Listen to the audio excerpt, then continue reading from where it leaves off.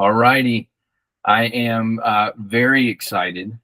So today on Conversations with Dr. Wes, I am honored to welcome Philip Vergo Hunhorst, founder of Psychedelic Actualization, psychedelic integration coach, teacher, and guide in the evolving landscape of consciousness work, embodiment, and spiritual transformation. Philip's work sits at the intersection of psychedelics, spirituality, self-actualization, nervous system grounding, and deep personal integration.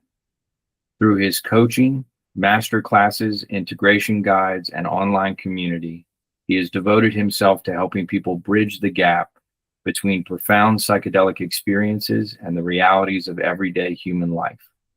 What I appreciate about Philip's work is he doesn't just focus on the experience itself, he focuses on what comes after, the integration, the embodiment, the challenge of taking mystical insight, ego dissolution, awakening experiences, or expanded states of consciousness, and learning how to live them out through our relationships, habits, emotions, purpose, health, and daily existence.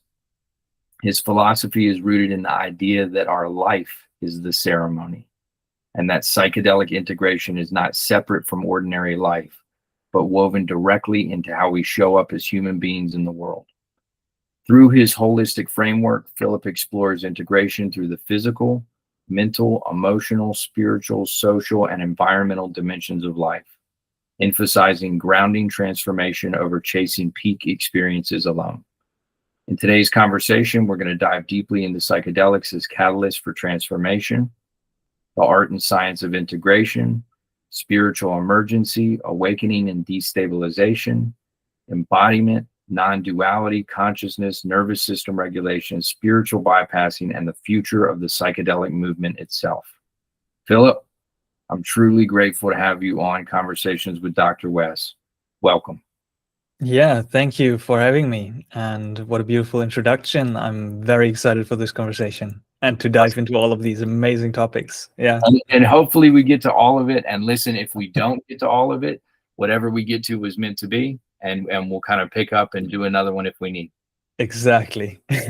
Awesome. So yeah, maybe we can start, Philip, with tell us just a little bit about your journey and your story, your human story, kind of from a personal standpoint, what brought you into the work and what made you devote your life to this? Yeah. I mean, psychedelics deeply impacted my life when I was fairly young. So when I was about 15, I think I heard about them through Grace. On YouTube, I was just like randomly finding videos of Terence McKenna, Alan Watts, and Ram Dass, and all of them were talking about spirituality and psychedelics. And so I just got insanely curious as a young boy, and I got my hands on some and explored them by myself, alone, at my parents' place, and dove deep into the world of psychedelics. And they impacted me in a way where I shifted from being kind of like into existentialism and nihilism and kind of like a bit depressed as a teenager to just like a joyful, happy human being. And yeah, having kind of like this glimpse of an awakening in these peak experiences. And so since that day, I was like, I'm most passionate about this. Like I am passionate about altered states of consciousness. I'm passionate about exploring consciousness, and I'm passionate about utilizing these experiences for my own self-actualization and self-realization. And so that's what started me out on the journey of exploring it for myself personally. And it wasn't quite an easy ride into it, as I was still finding myself in a culture that was trying to provide me with its structure that has been set in place, like school and the schooling system, and just like no awareness or education around this topic. And so I just stumbled around and found my way and learned my lessons, sometimes the hard way, sometimes the smoother way, but slowly learned that there is a science behind it, there's an art behind this, there's traditions behind this, and there's more to explore. And from that ignited kind of like the passion then to share this knowledge and this wisdom and this mature and responsible approach towards the psychedelic experience with others. So that's the very, very short version. There's a lot to this, from from cannabis to LSD to mushrooms to ayahuasca and 5-MeO DMT and everything in between. But yeah, this is kind of like my journey, and sometimes what got reflected back to me in regards to my journey is, which I now recognize and I'm very grateful for, is that I've had this kind of like pure entrance into it.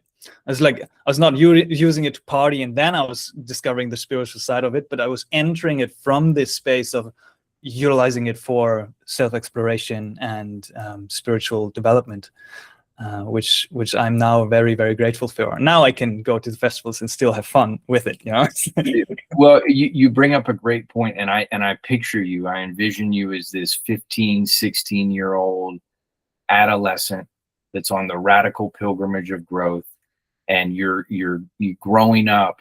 But the beautiful part is, really your first psychedelic experience was listening to Terrence McKenna, Alan Watts, Ram Dass, which I know for me can put you in a space where you begin to change the lenses of perception and how you see your body, the worldview. And so, to your point, what a beautiful introduction. As I kind of talked to you, Philip, I've worked with youth for years. And, for the last 15 years of my counseling practice, the amount of young people that have come in, and I feel sacred and grateful for this, but they've been like, Dr. West, I had this profound experience with LSD, or I went and took this many grams of psilocybin. And the sad thing for me was, I was the only source in their life that they were able to share in an honest way about their experience. And then I was having to give them information around, harm reduction, risk reduction. I was the first person to talk to them about setting and intention, and then preparation and integration, a lot of psychoeducation around it. And so for years I did that work, but I think,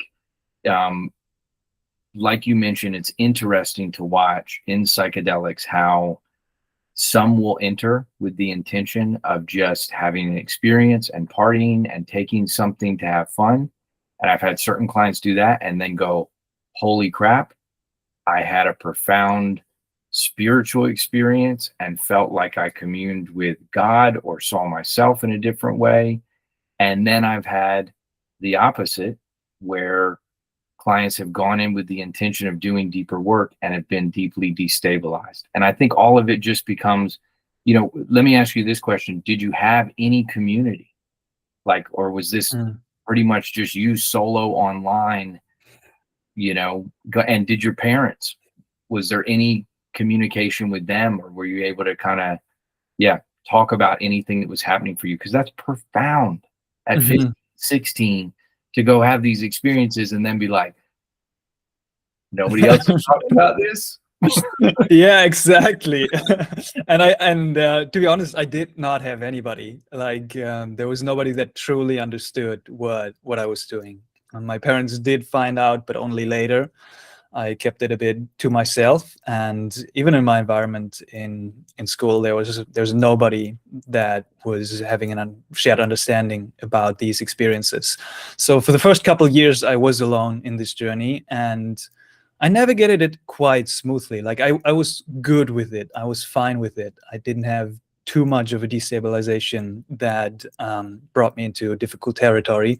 But when I then, after a couple of years, went out and I went traveling and I met the people who've had the experience and I connected with them, I can now see the immense value of community and of connection. It's almost like a non-negotiable, to have this, at least a couple people in your life who do understand and who do share these experiences, and they are out there, right? Yes. But many people do not find themselves in an environment where, as you said, there is even education about this, right? Yes. So many people, especially also in their youth, they stumble into these experiences not knowing what they're getting into, not knowing proper information about the dosage, not knowing proper information about sourcing or testing the purity of the substance, or how to light the pipe properly. It's all of these little things. There's very little guidance around that, and yeah, as you shared as well, it's like that brings about a certain passion for people who've gone and experienced that themselves to share and bring that information out to the public. But then also not just in the preparatory side, but also in the integration side, catching people who do have these destabilizing experiences. It's the same thing in an environment where there is no information and no support system or structure around that. These people don't know where to go, don't know what to do with this experience. And then it sets them out on a sometimes long and arduous journey to find that support. Yes, absolutely. I couldn't agree more. And, it makes me think of the show South Park. And one of the teachers, I can't remember who it is, one of the characters, Dr. Garrison or something, but he's the guy who's like, drugs are bad. Okay. It's a society and a culture that has put this umbrella statement on any substances are negative and harmful. And I can understand that from the standpoint of we do have a lot of chemicals and compounds that can cause a lot of damage for human beings, whether we're talking about cocaine, heroin, methamphetamine, fentanyl, opiates, and all of the challenges that brings. But I think the sad thing about community is it starts to kind of brush over into these transformative technologies and spiritual awakening, consciousness, expansive technologies like psychedelics and plant medicines. And so the education, being able to help families and young people understand this, I'm very passionate about. But why I love your work so much is you are focusing highly on spiritual development and holistic growth, not just primarily you're not telling people, hey, you need to go use psychedelics to spiritually awaken. You are sharing these can be tools to help in your awakening process, but they also can't do the awakening for you. And that's very profound. So I want to kind of dive into there's so much I want to talk to you about, but let's kind of move into integration.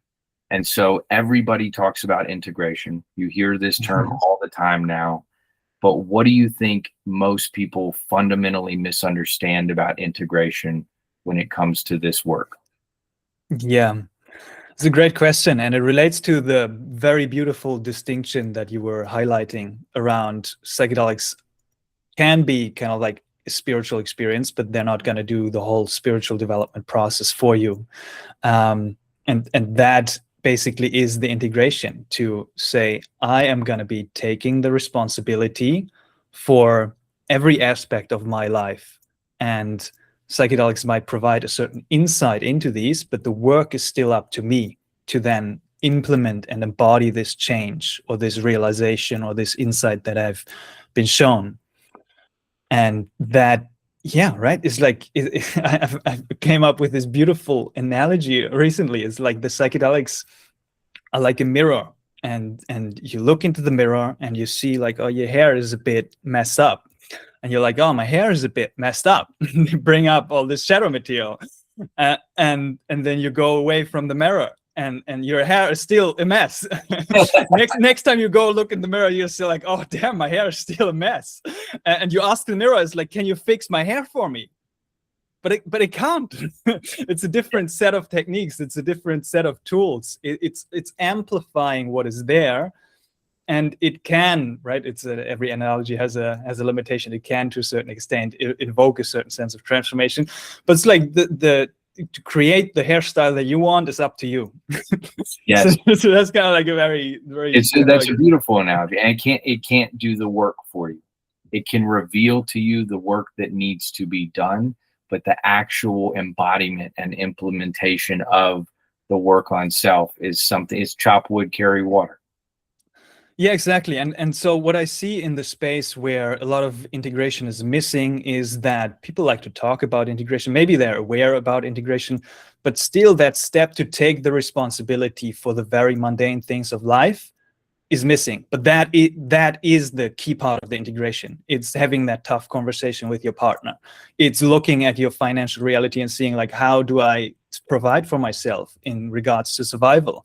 it's not seeing through the hallucination of culture and then screaming at it, but it's like it's either deciding not to participate in that, or to participate in a conscious way and to give back and to facilitate the change and the transformation that is happening on a collective level, right? So, and all of that requires this sense of responsibility and stepping up in a mature and responsible way for your journey and for all of these aspects of your life. And then I feel like, right, it's a bit nuanced. It depends on where somebody is at in their journey. I almost feel like there's like 3 phases of psychedelic integration. One is like the non-aware phase, where a lot of people start out, they explore psychedelics, they're not even aware that psychedelic integration is a thing. They have these experiences and then they come back and they're like, whoa, what was that? Can I do something with it? I don't know. I mean, just move on. And they're not aware of integration itself. And then nowadays, integration is such a big theme, and that is kind of like the second phase and stage, what I call psychedelic aware, psychedelic integration aware, where it's like, oh, there's this thing as psychedelic integration, and now what does it mean?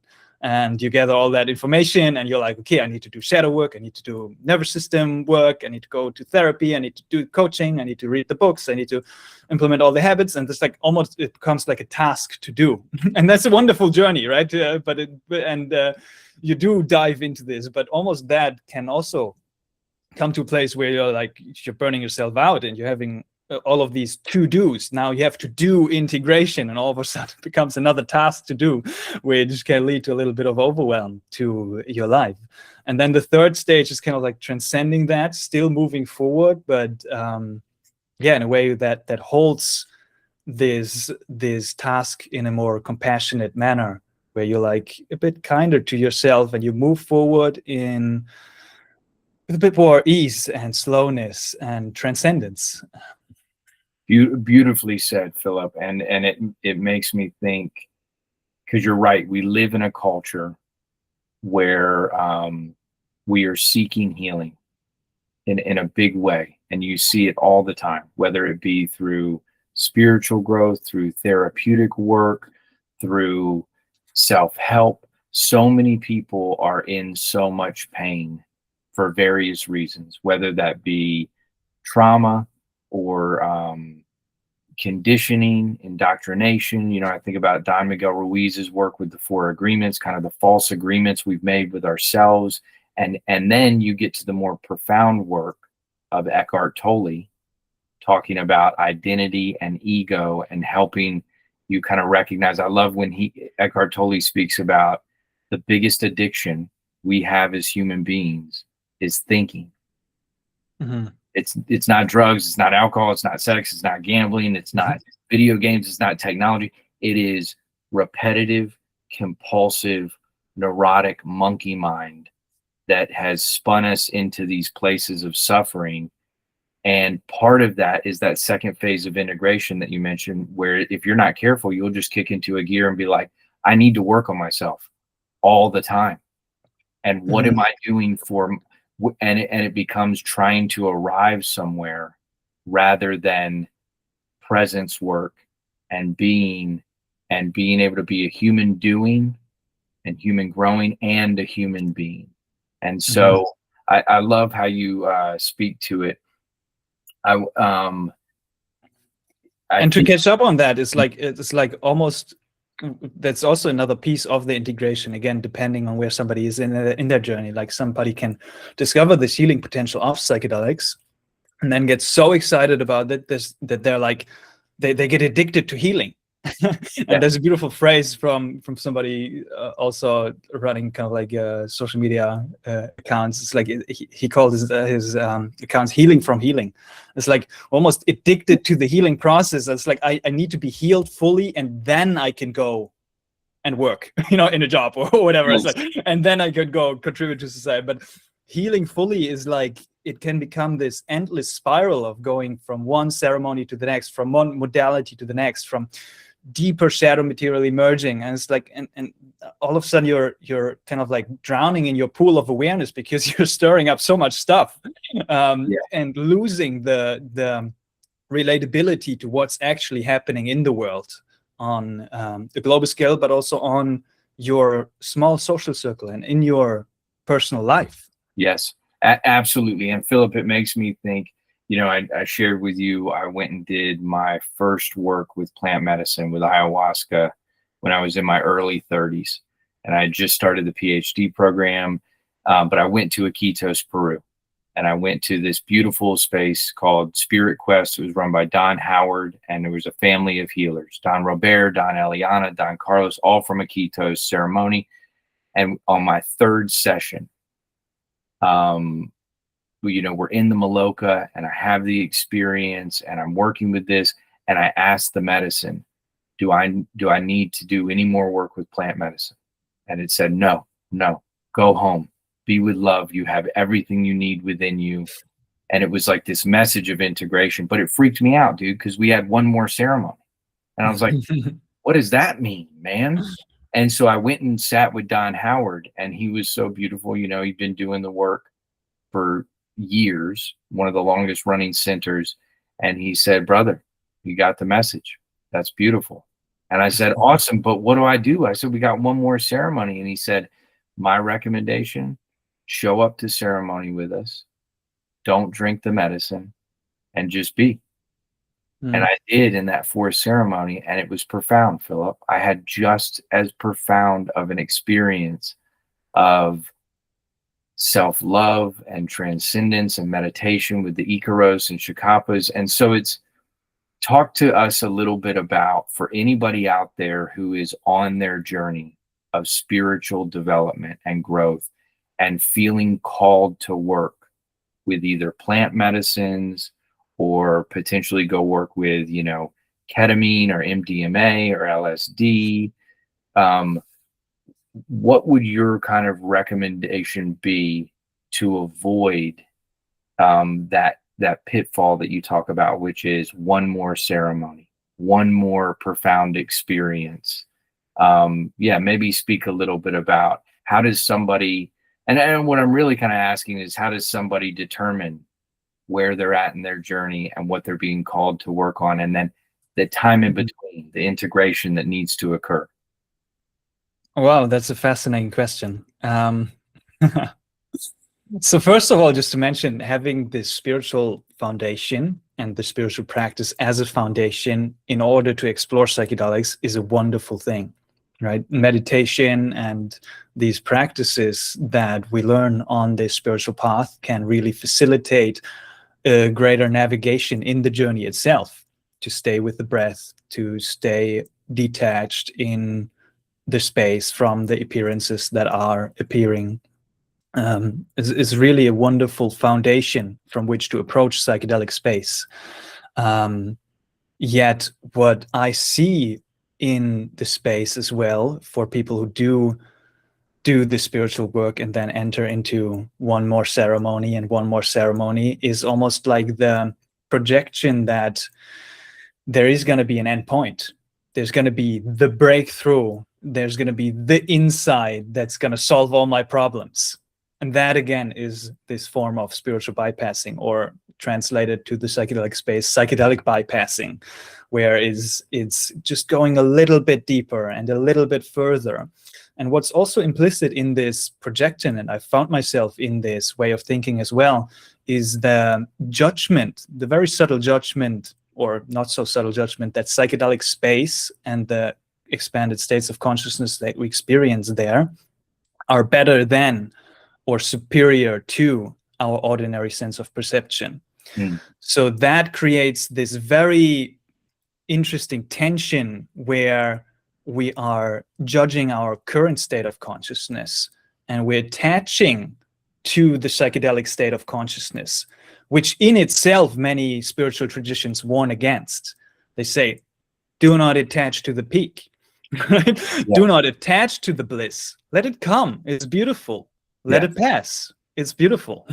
Right? It's like, that's the key, where it's then becoming this like subtle chasing of pleasure, but not the hedonistic pleasure, but almost like an ontological pleasure. Yes. We seek the metaphysical hit of the psychedelic high, of the transcendence, of the understanding and awakening that might be arising in these spaces.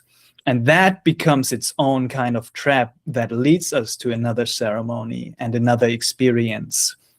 And also, just to say, I feel like there's nothing wrong with another experience. I feel like there's nothing wrong with another ceremony.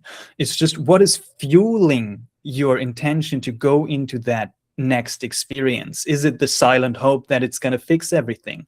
Is it this desire to have another hit of that ontological high?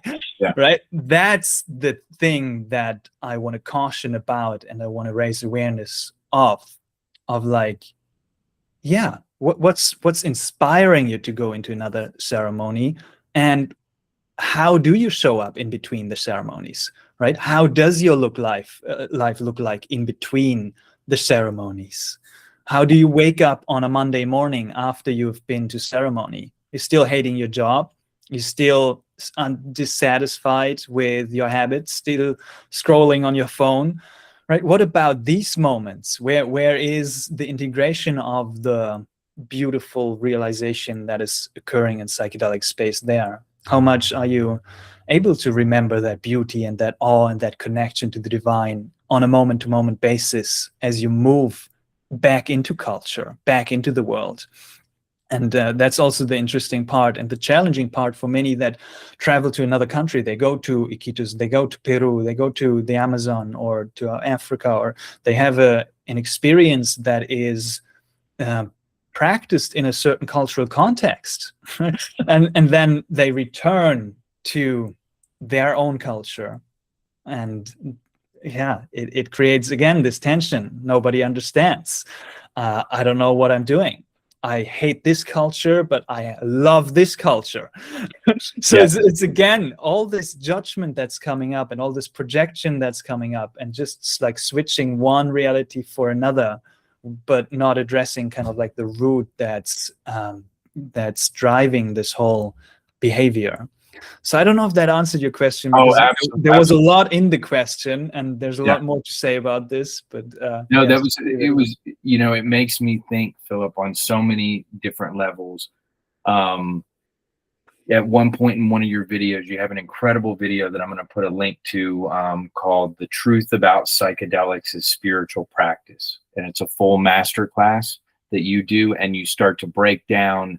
But at one point, you talk about Abraham Maslow and his work in psychology, and it's interesting because Maslow got to a point in his work, from what I understand, where he had peak experiences, and he was like, these are these transcendent, self-transcendence, and just powerful, almost describing unitive consciousness and non-dual consciousness. But then he also says, as he got older, he started to talk a little bit and write a little bit about plateau experiences. And he said it was these cool moments where, like, he'd be just sitting on a park bench and watching like children in a playground and like flowers, and he said I think he described it as he would feel his heart almost grow, just watch. And so the differentiation between these peak mystical states and ontological spaceship portal, defining moments, but then also, it's Alan Watts said, can you see God in a paper cup? Are you where is God and the divine and unitive consciousness for you on a Monday morning in our Western culture, embedded in what we're living, because it's all part of it. And that's where I think the deeper work lies, is, can you carry that with you as you're maneuvering in our culture, which can be challenging. Western culture wants to make everything a Big Mac and fries and supersize it. And my concern is that we're going to see that with psychedelics, in terms of, kind of what we saw with mindfulness or with yoga, these big movements that just explode. Nobody was talking about it. And then all of a sudden you couldn't go anywhere, and it was all people were talking about. And so I think figures like you and the depth work that you're doing and helping people understand, I love when you just say your life is the ceremony. Your life is the ceremony. That's so beautiful. Well, let me ask you, I want to on that note, so you've created a couple some really amazing work, and I'm going to put all your links in the description below. But you have this 5 steps to embody your psychedelic insights into daily life. You created this beautiful 36-page kind of guide that goes through and walks with people how to do integration. But I want to hear, yeah, in your guide, you say our life is ceremony. And you answered so many of these, but what are your thoughts about the future of psychedelics? And do you think psychedelics are going to become another form of consumerism or spiritual identity in a certain way? And how can we avoid that? Yeah, it's already happening. Like it's on the brink of happening. We're finding ourselves in this really interesting situation where it's like some people are not aware of psychedelic space at all. Like sometimes I'm stunned just like walking out and talking to people, and they're like, what is DMT? Like, I have no idea what a psychedelic even is. And then on top of that, there's sometimes still that stigma that came around from the prohibition in the 60s, 70s, and that whole like political mess that we've been through. And on the other side, we have these people who are so deep into psychedelics on their own underground, right? And then nowadays we have on top of that the above ground psychedelic space where there's research going on, there's clinical trials going on, and at the same time there's also people who do live in this profit maximizing capitalistic system who see an opportunity and say like, I'm gonna yeah, kind of like capitalize on this. And so we already see that happening with the ketamine clinics and teleketamine clinics, and it's like lots of stuff is arising already. And I don't know if I have an answer to how to avoid this. It's just I think the first thing is what we're doing is like get into conversation and talk about it. Let's get practitioners together and brainstorm, mastermind together. That's why I love to go to multidisciplinary psychedelic conferences. It's a beautiful space where conversation is happening and where a lot of people are concerned about this, right? And I feel like it is something that is approached already with a greater sense of awareness and care, because there's so many people who are deeply concerned about this. Because there's many people with a really good heart who do see this movement happening and who do feel to contribute to it in a very responsible way. So Absolutely. I don't know where this is going to go, but it's like, it is happening. Nobody happening and how each of us can play a role, but each of us is doing our best to first of all, do our own work, but then bring this out into conversation, into the awareness of the public. And I think this is kind of like the first step that we're just finding ourselves in at the moment. Yeah, and beautiful answer. It makes me think so much, Philip, of Ram Dass, who I adore, you know. And for those that don't know Ram Dass, Richard Alpert, who was the head of the Harvard Psychology Department in the 70s alongside Timothy Leary, but then went on his own spiritual journey, changed his name to Ram Dass. He always says, I work on myself to help others, and I help others to work on myself. And he never says I do anybody else's work. And I think humanity is at a point where, you know, we see so much evil and hatred and destruction and ego identity and projection. And if we have a chance to evolve as a species and move away from those destructive, whether it's self-destruction or destruction of the other, it's going to come from consciousness. It's going to come from not only a consciousness awakening, but an embodiment. And so exactly what you're talking about, where it's like, if we want to do what's best for the world, and you want to help as many people as you can, do your own work. Go within, care for yourself, and learn self-love, and then start to engage in that relational kind of karmic law, which is any energy you put out into the universe is going to come back to you. Yeah.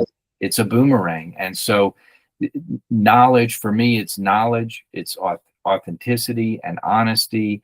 And then, it's for me, it's your bravery of you've made so many videos and devoted so much. And for a while, social media burnt me out. And I was like, oh, I'm not going to put out anything anymore. I'm going to go rogue and just, Mhm. be done with it. But then I start to recognize how much we can help one another. And when you get out of your own ego about it and you just go, I just want to share my journey in hopes that maybe I can give some knowledge or guidance or information to somebody else and it may resonate with them. And you've done that in a beautiful way. Yeah, you're talking to two other very crucial points of psychedelic integration that I feel like are important to mention here. One is epistemic humility, and one is doing your own work. And so epistemic humility is a key part that I see in regards to being honest about what you know and being honest about what knowledge is and how you acquire knowledge. As some people can jump into psychedelic space and then just believe everything that they have been shown or every thought that is going to arise in the psychedelic experience. And then they come back and they're like, I know what's going on. I see through all of it, right? And then they move into, which is the second aspect, into talking about it and just like, but not in a way where they're doing anything, just like talking about it. It's like, we're gloomed and doomed. This is bad. Our culture is going to an apocalypse. There's going to be a breakdown. And I mean, all of that might happen. We don't know, right? That's the epistemic humility that I come to. It's like, I literally don't know. Like, no matter what the visions have been showing me, I'm still coming back in this sense of humility and saying, like, let's come back to what I can truly know, what I truly feel called to. And then when I find that thing that I truly feel called to and passionate about, I'm not just talking about it. It's like I'm not just screaming at the world that everything's going wrong, right? I'm not just projecting that outwards, but I look at like what I can do. So that's why I can't speak to politics in the way of the psychedelic law, for example, because I'm not passionate about legalizing psychedelics. I'm curious about it. Right. But it's not my area of expertise. It's not my genuine calling. My genuine calling is to help people really integrate their experiences for their own greater development spiritually and in regards to self-actualization. So I'm honest to say I don't know anything about the legalization of psychedelics. I don't know if it's a good thing or not. It's like I know too little about it. That's the epistemic humility.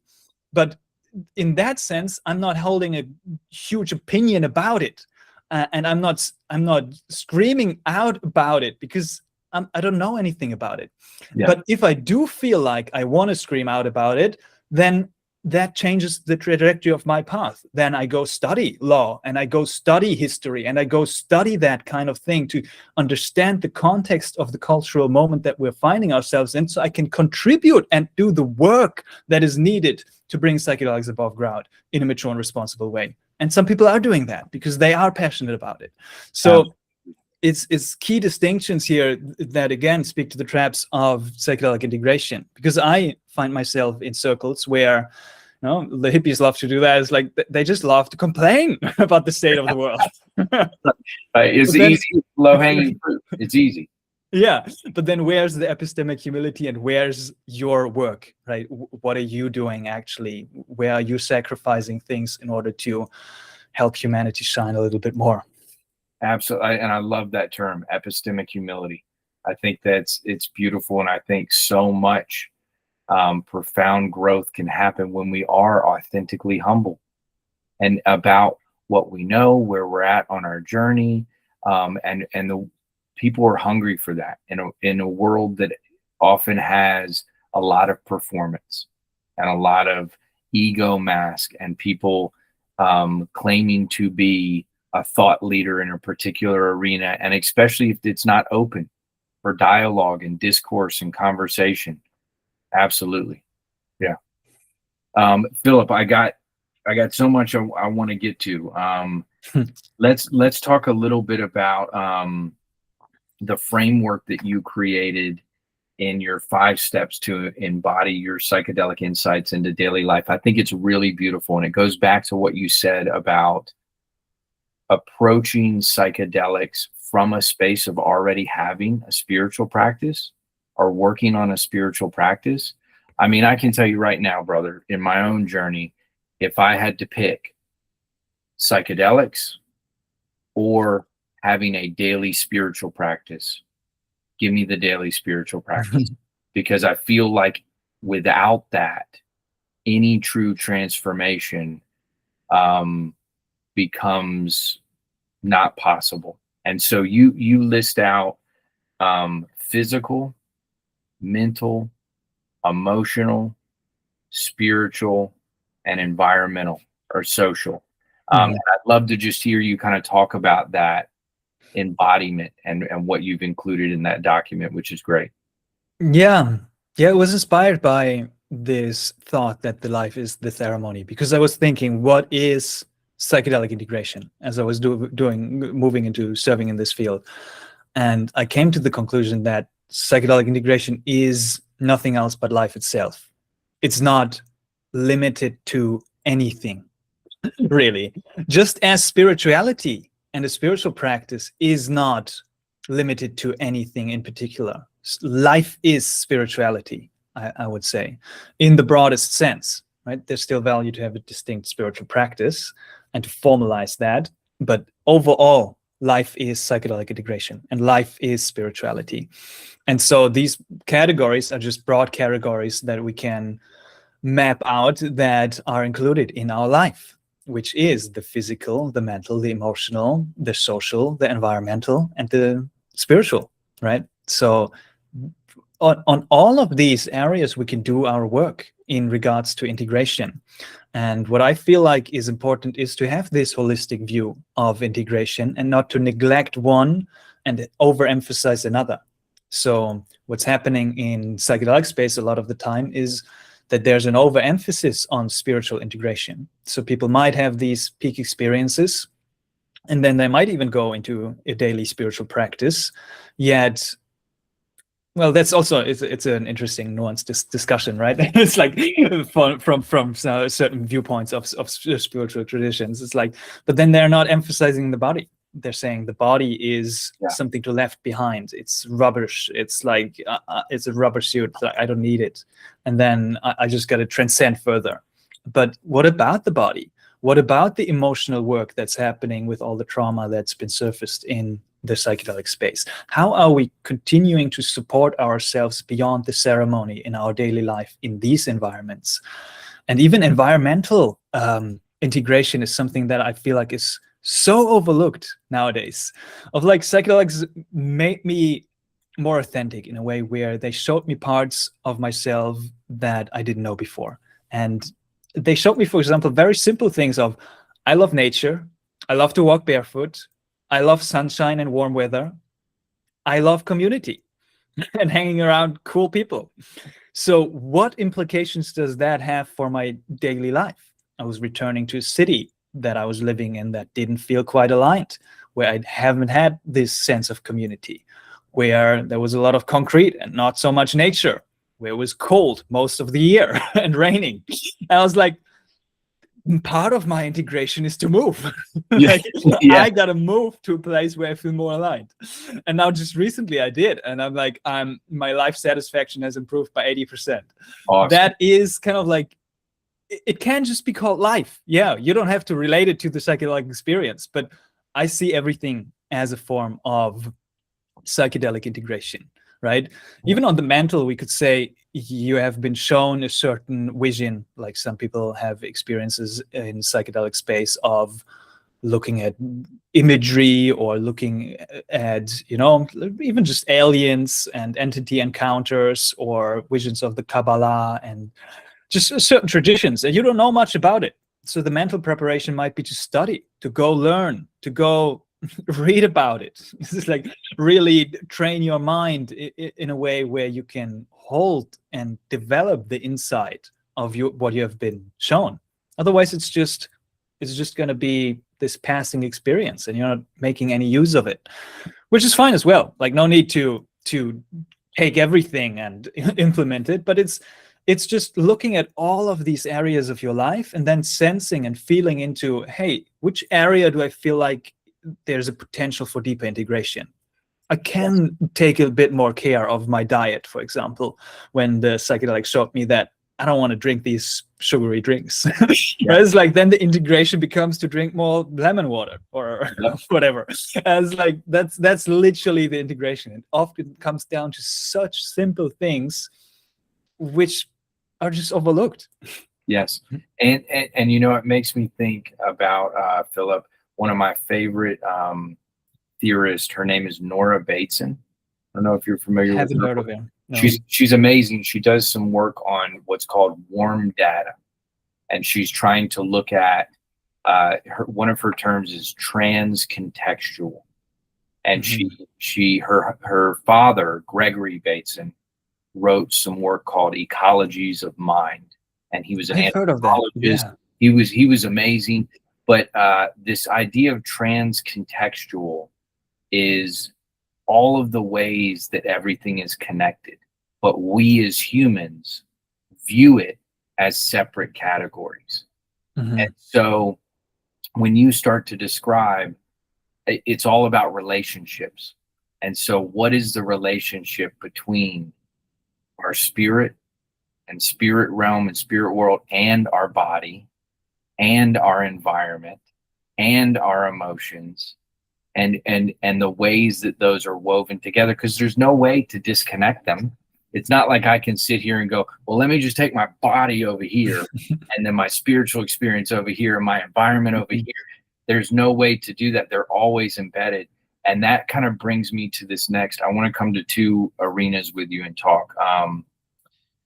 One is, looking at what they call non-dual consciousness and this idea of the connection. The way I like to break it down when I work with young people is I'm like, look, dude, we're all connected. Look outside the window.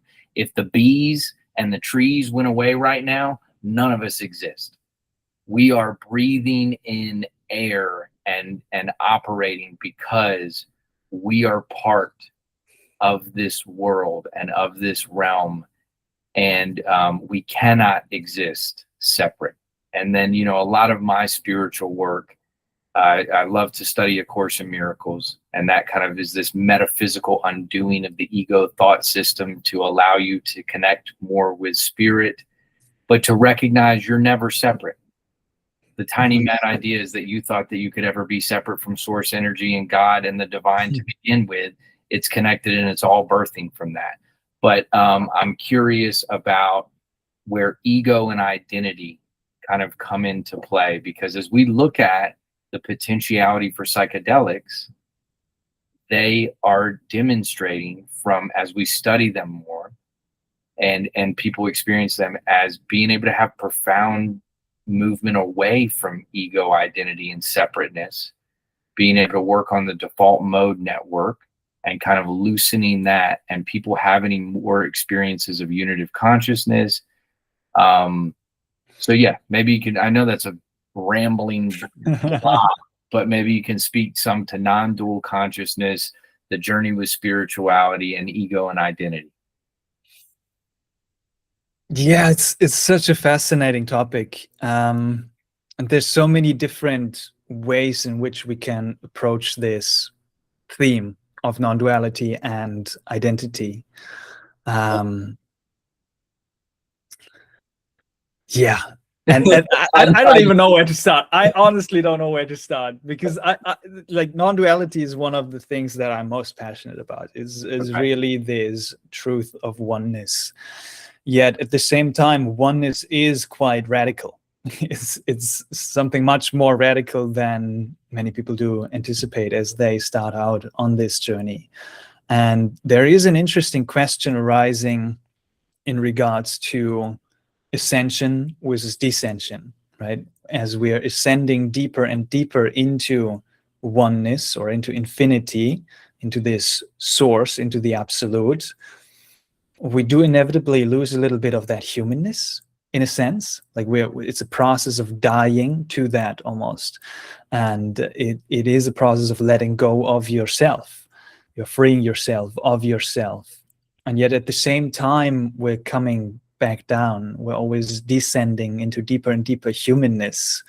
And the way that I make sense of that is that I say we got to give relevance to the relative, where I see the oneness and the non-dual nature of reality as an absolute.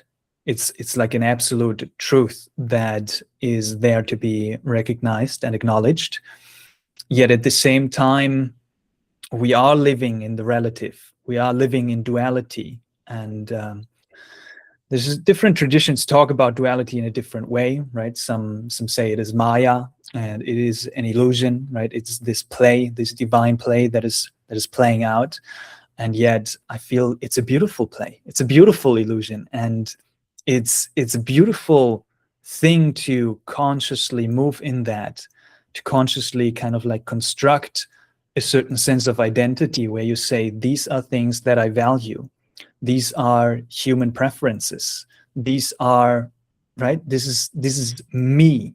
And again, there's lots of nuances in regards to this like contracted kind of like sense of egotism, right? And then the more like the persona that we're building.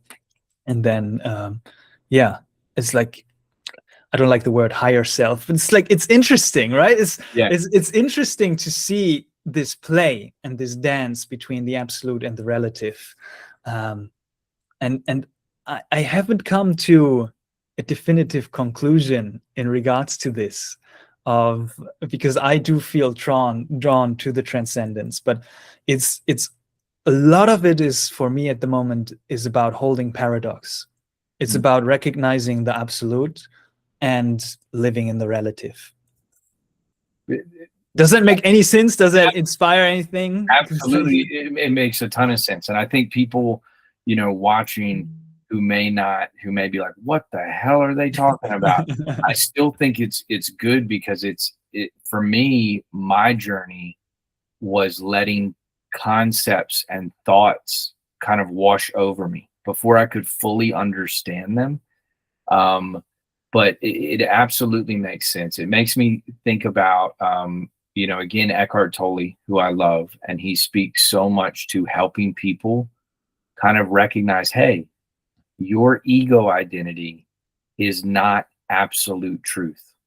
It's your form identity, and it's comprised of all the things that you think about yourself, which are really just thought forms. So me being like, I'm Dr. West and I'm 43 and I'm a male and I'm a father and I'm a husband. These are all just layers of an onion that if you continue to peel them, in transpersonal psychology would just keep asking, who are you? Who are you? Who are you? Like, and once you get to essence self, which is consciousness, which is absolute truth, oneness, the transcendent, divine source, whatever we want to name it, we're all part of that. And I think that is the kind of waking up piece, to recognize, like, none of us are separate. I am you, you are me. We are woven. We are all radiant children of God. However, what ego and identity can do and separation can do is make you begin to feel. I love how Ram Dass, he said, look, if I go, I'm God, and Philip, you are God as well, and everybody else is God, cool, groovy. It becomes a problem when I go, I'm God and nobody else is. And that hierarchy and that piece that you talk about, duality in that sense is enabling our life. We wouldn't be here without this duality. Yes. If there would be, if the one would have never created the illusion of separation, there wouldn't be this play. So what I came to as kind of like my core spiritual practice at the moment is what I call the dance of detached appreciation. It's to dance with all appearances, to be fully engaged in life, but to not attach to them, not attach to any appearance that is arising, but to appreciate it fully. I feel like that's my one and only job, and the greatest service that I can do to reality is to not attach to any of it, know that I am beyond in that sense. I am that one, but appreciate it fully, love it fully, and engage with it fully, dance with it, dance through it. I love how you call it a dance, because it's like, I think many people who kind of start to have awakening or see the one and source energy, it's kind of like being at a party and them just standing on the wall while everybody else is dancing. You know what I mean? Just kind of sitting back on the wall and be like, I don't dance. Why would I do that? Like, that's stupid. You know what I mean? That's temporary. It's illusory, or it's this. Mhm. But like you said, the journey and this whole ride and experience as a human being is so beautiful, and it does come with all of the kaleidoscopic human emotions: pain, joy, Yeah. suffering, you know, sorrow, ecstasy, love, connection. But we can get so frustrated with that, where we go, I don't want to feel all of those things, but I really do think it's attachment, and where Mhm. we're holding on instead of allowing ourselves to surrender and let go and just move through it as a dance. And so what do you call it again? Your Yeah, the dance of detached appreciation. detached appreciation, which is beautiful. Yeah. Um, I want to talk about a couple other areas. I think we still have some time. One, let me dive into. I think you wrote a book called Spiritual Emergency, Mhm. which Yeah. I think is very important. And this is something that's near and dear to my heart, because I've had a lot of young people over the years. And for any young people listening or parents listening to this who have had young people who have been in the realm of substance use, myself included, had abusive use with cocaine, with methamphetamine. Um, but then I worked with a lot of young people who had done tremendous amounts, large amounts of psychedelics, and had some pretty destabilizing experiences. But we're talking about, I had some clients that were doing LSD every single day for Mhm. months on end, and have now arrived at a place in their life where they're like, yeah, man, I don't mess with psychedelics anymore. That like, and they almost have a jaded view of it, where they're like, that's not anything good and doesn't offer anything. If anything, it messed me up. And I think it was their abuse and overuse of it. And then I also work with a lot of clients that have schizophrenia and suffer with thought disorders or different perspectives and engagements with reality. And so I wonder, as we step into this space where there's so much healing work being offered with psychedelic assisted psychotherapy, trauma work, how we can help people use appropriately and go into that space, but also have some discernment if there's some underlying factors for them. Like, I know for me as a psychologist, if there's any type of active psychoses or extreme suicidality, or I don't love diagnoses, but certain things like patterns and characteristics that show up, whether it be borderline personality disorder challenges, extreme bipolar. It's kind of like, those people, I think there can be beautiful healing in psychedelics, but I also know it can be extremely fragile to work in Mhm. those realms. And so, another long blubbering, me just throwing topics out and wanting to get kind of an idea from you, but talk about your book, Spiritual Emergency, Yeah. and then in regards to some of those arenas. Yeah, again, it really depends on where somebody is at in their journey. As you said, right? There are people who do have to approach psychedelics and altered states of consciousness with much more care, with much more, yeah, safety measures in place, where they feel like there already is a destabilization, there already is a mental health diagnosis, right? And then moving into psychedelics is much more risky. And even for people who haven't had this in their field of awareness, it's still risky. That's what I became passionate about along my journey as well, where I noticed that with psychedelic therapy, we are talking about the benefits and the potential positive transformation that psychedelics can catalyze. Yet at the same time, what is not talked about nearly as much is that they can destabilize even healthy, very, very healthy individuals like myself, right? It's like it's like it can happen to anyone. That's also the interesting term that I read recently, right? It's like, we're talking about be careful if you've got an underlying psychosis. But the definition of an underlying psychosis is that you're not aware of it. It's like it's beyond your conscious level of awareness. And so how do you know like, if there's something beyond the surface that you might not be prepared for that psychedelics can catalyze?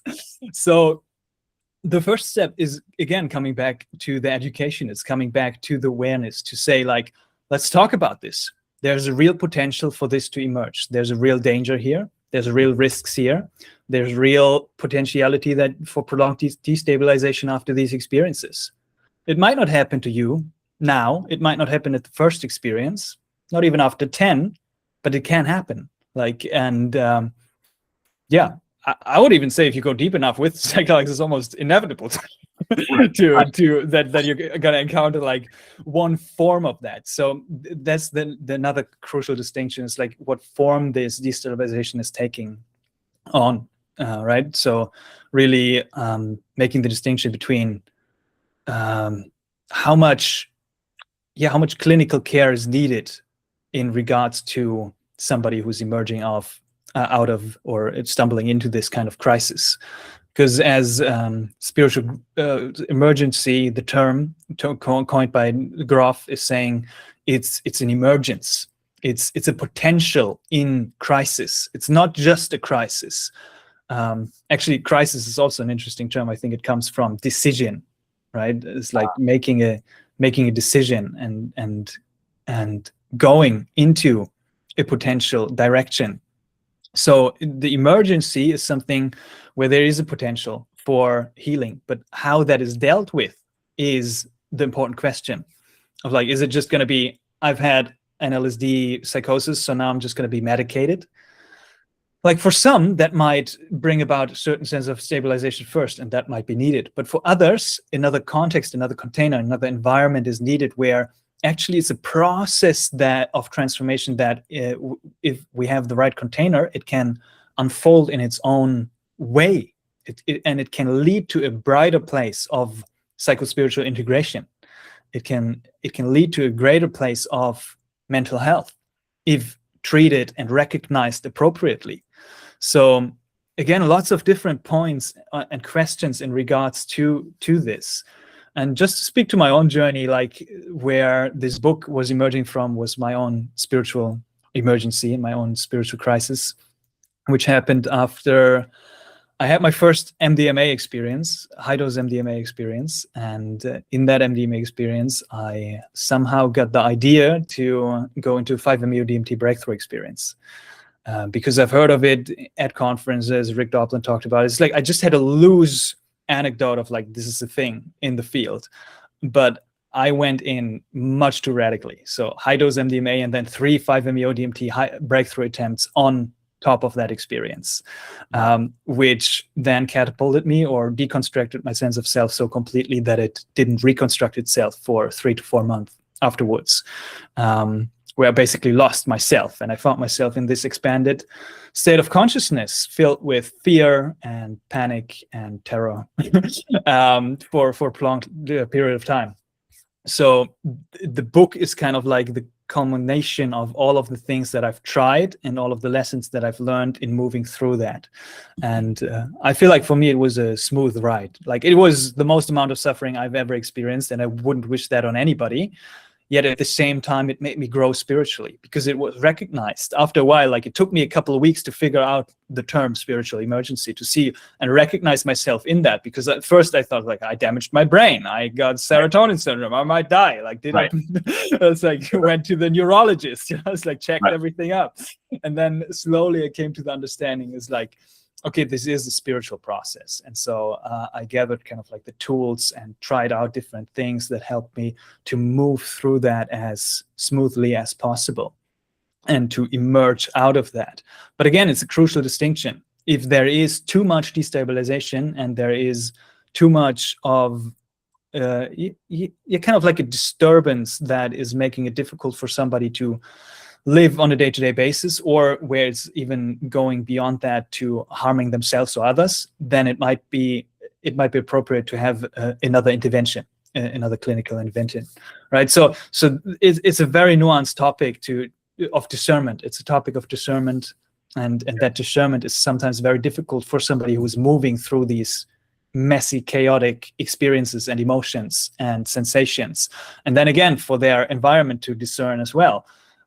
Is that a spiritual process, right? It's like, so again, coming back to the awareness of talking about spiritual emergency, hence the book of like, hey, this is a thing, this is what it might look like, these are some symptoms around it, this is what it can cost. It can be caused not only by psychedelics, but it can come about spontaneously. It can be caused by a meditation retreat, spiritual practice.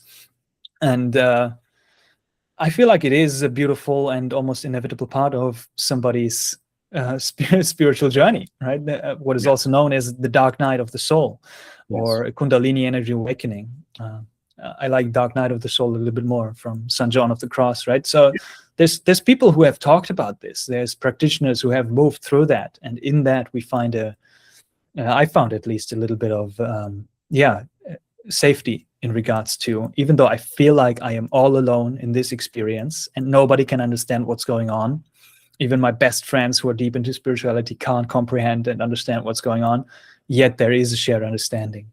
Right? Even Carl Jung, he moved through weird phases in his life, right? It's like he went through some like crisis himself. It's like just to familiarize yourself with that is such a beautiful thing. And then again, it comes back to the 5 categories of psychedelic integration, to see what can be done on all of these areas to integrate further. And really what helped me, one of the things that helped me most, was a key spiritual practice.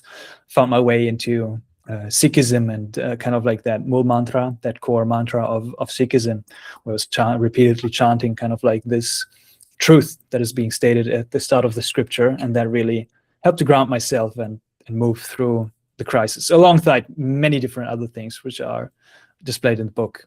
Yeah, and you've actually, on some of your videos, you've spoken about that mantra, and sang it, and then also played ukulele. And it's so beautiful, but the messaging in it is absolutely incredible. And to your point, kind of that spiritual grounding. I mean, Philip, I'm just like, so many thoughts. I have so many thoughts right now. One that I want to acknowledge about everything that you just said is, at one point in my work, I was having so many families and young people come in and talk about substances, and they were being seen as either good or bad or medicine or hurtful. And I created this little chart, and I made different substances, different ecological terrains. And so I called the desert marijuana or cannabis. I called the city alcohol. I called the rainforest sober consciousness. I called psychedelics the ocean.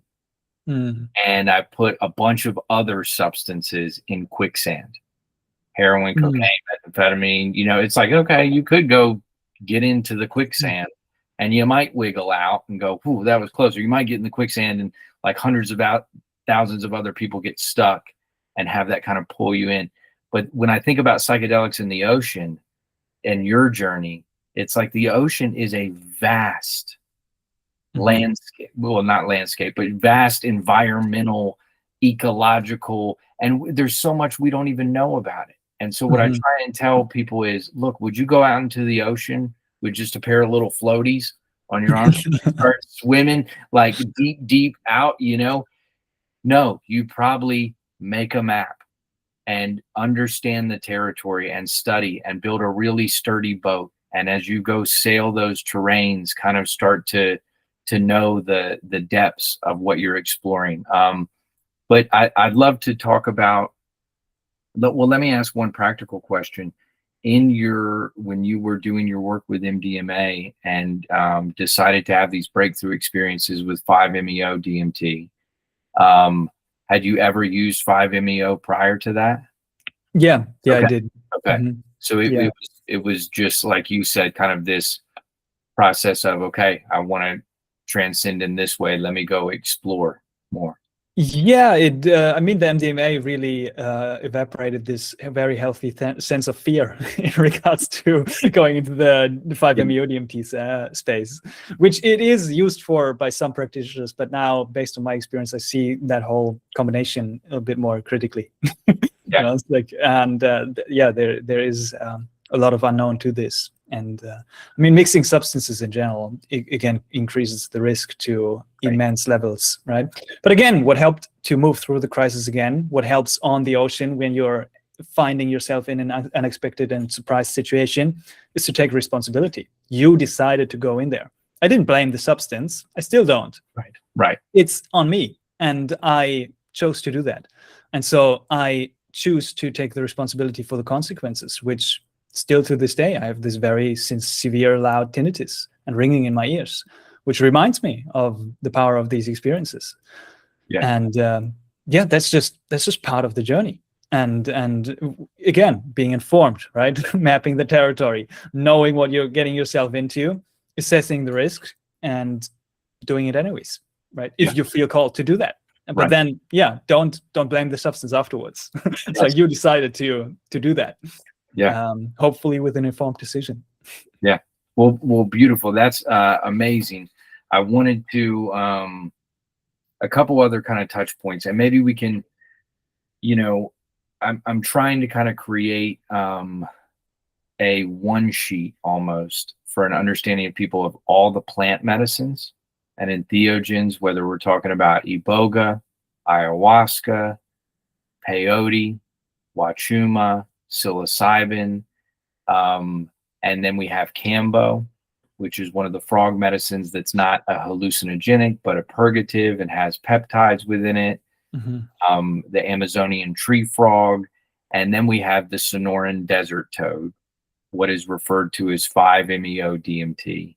And I've been doing quite a bit of research on that and trying to understand at a deeper level and help clients understand the difference between DMT and 5-MeO DMT.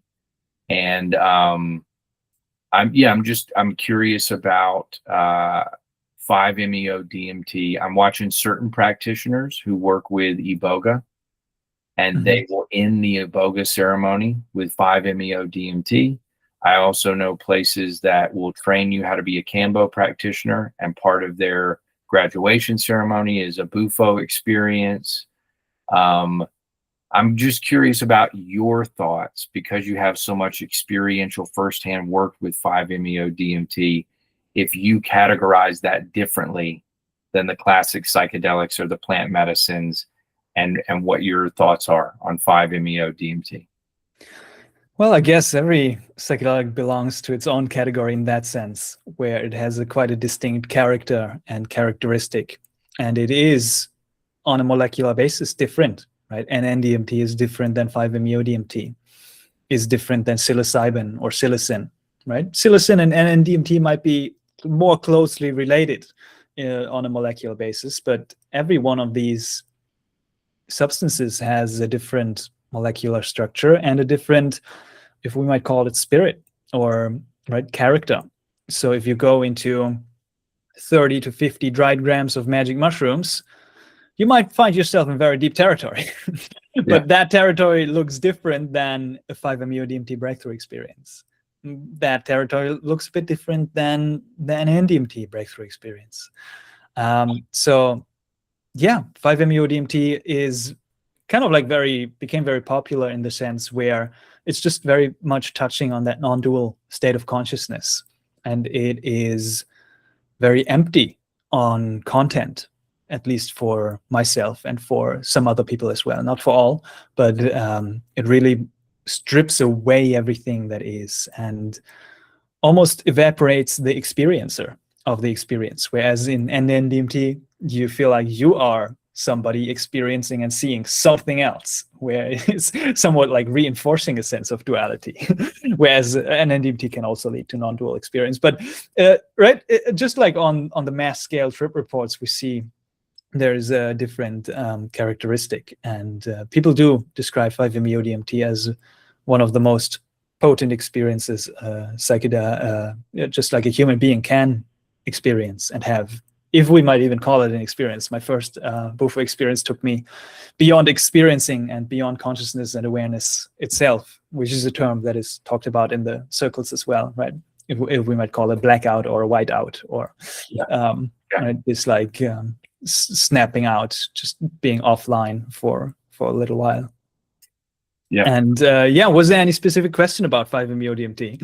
I think, I mean, I have so many, Philip. I think, you know, as people step into these realms and kind of look at healing. And so I think my big question is just, you know, wanting people to have their own individual sovereignty always and be able to go, I feel called to go work with this. So for me in particular, you know, that calling to go work with ayahuasca felt like it wasn't something that I went and, you know, was like, okay, which one of these should I go work with?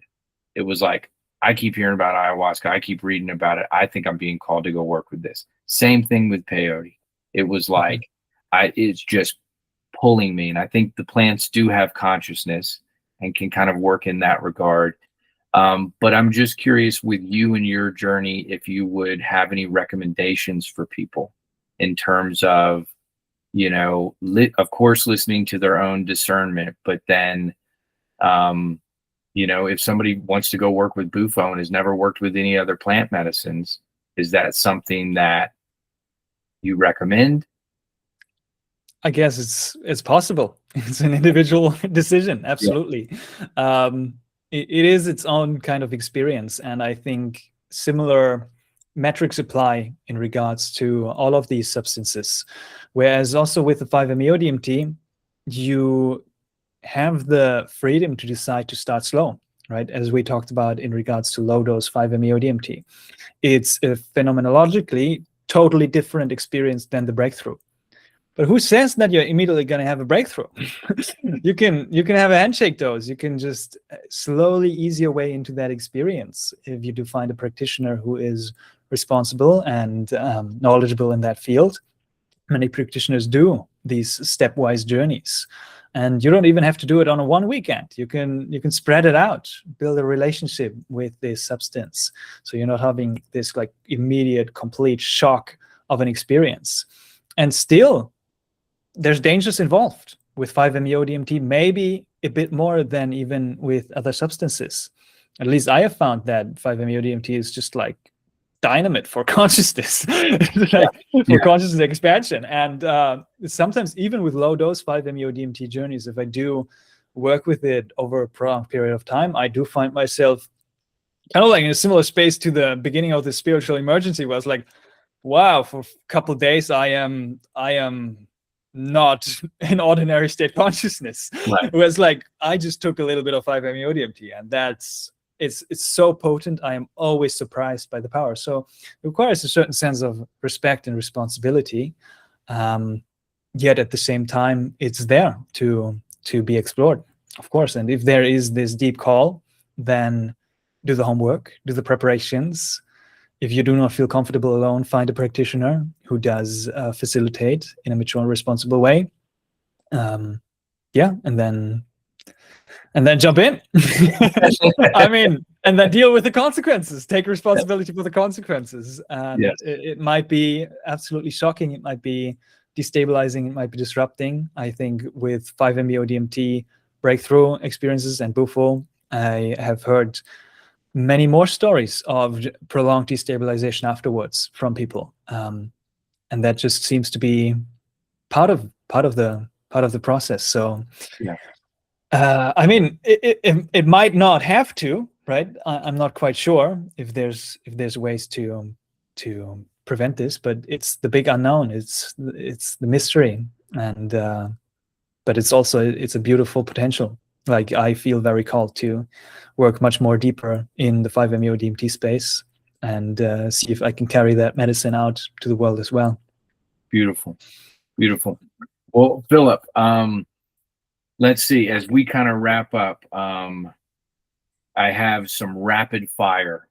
I'm doing one of those things where I'm like, I'm going to do some rapid fire Good. personal questions. Yes. And look, and I think I already kind of know. So if any of these questions feel too like, it's a ridiculous question, just call out the question itself. First one, what psychedelic has taught you the most? Oh, come on. No, I love all of them. But what has crystallized over my journey, and I haven't tried all of them. So ibogaine is something that's coming up. I haven't had too much peyote, so I'm not quite sure yet. But what I feel most precious to my heart is ayahuasca and 5-MeO DMT. They really feel very dear to my heart. Yeah. Awesome. What spiritual teacher has most influenced you? Yeah, I'll say Ram Dass definitely played a big part. Alan Watts got me started, right? And then there's this really interesting YouTube channel called actualize.org from Leo Gura. And it's a bit controversial, but he maps out very, very beautifully some of the territory in very interesting and novel ways. And I guess nowadays the Guru Nanak, the Sri Guru Granth Sahib Ji, I'm exploring at the moment is very beautiful as well. Awesome. Oh, and Bodhidharma, founder of Zen Buddhism. Sorry, no, I could go on and on because you asked for one, but it's like, damn, there's too many. But it's beautiful because it's this amalgamation of different. Yeah, I like to go very broad, right? From Christian mysticism, I really do resonate with Meister Eckhart, Zen Buddhism, the teachings of Bodhidharma.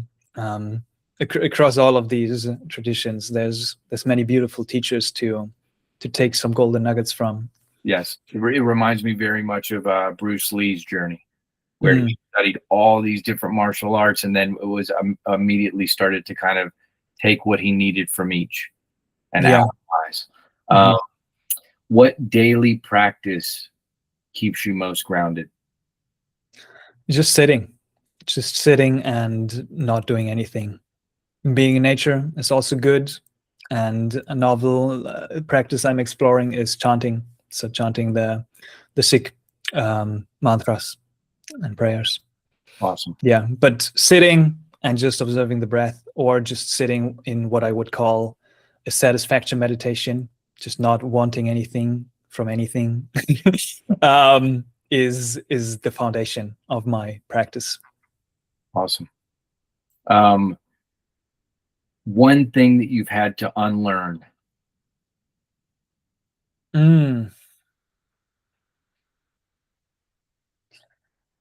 thing I've had to unlearn.